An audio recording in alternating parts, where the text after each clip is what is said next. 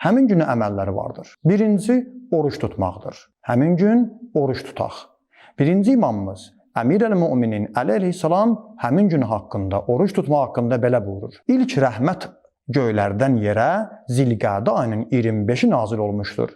Buna görə də hər kim bu günü oruç tutarsa və bu günün gecəsini ibadətlə məşğul olarsa, 100 ilin ibadətinin savabını əldə edər. Bu, oruç tutmaqla bağlı. Həmçinin imam buyurur ki, əgər bugün bir dəstə insanlar bir yerə yığışıb Allahı zikr etməklə məşğul olsalar, onlar dağılışmamışdan, hələ o məclisdən durub ətrafa dağılışmamışdan Allah onların istəklərini, hacətlərini yerinə yetirər, həyata keçirər.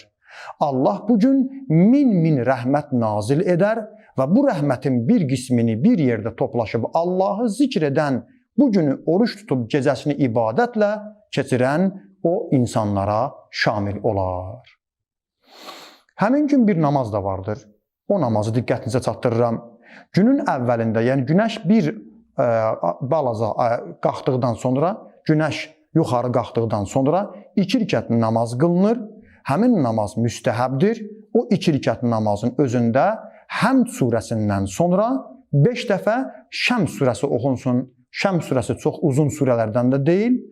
Hər rükətdə Həmdən sonra 5 dəfə Şəms surəsini oxuyun və niyyəti də bu olacaq. Dəhvül ərz gününün namazını qılıram, qurbətən ilallah. 1 və 2-ci rükətdə həmd və həmdən sonra 5 dəfə Şəms surəsi, namazın salamından sonra bu duanı oxuyun.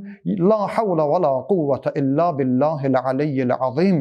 Ya muqiləl əsərat, əqilni əsrəti. Ya mucibəd də'vat, əcib də'vəti. Ya sami'əl əsvat, ismə' savti, vərhamni və təcavəz ən səyyiati və ma indi.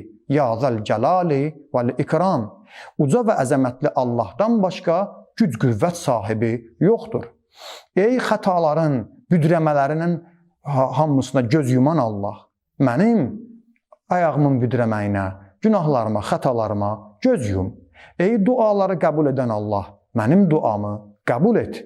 Ey səsləri eşidən Allah, mənim səsimi eşit, mənə rəhm et, günahlarımdan və pis əməllərimdən keç. Ey cəlalət və ikram sahibi olan Allah.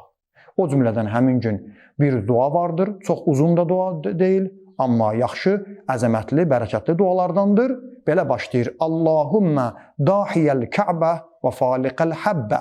Həmin duanı da Məfatihül Cinan kitabında oxumağı unutmayın. Allah bizi həmin günün xeyir bərəkətindən inşallah binəsib eləməsin.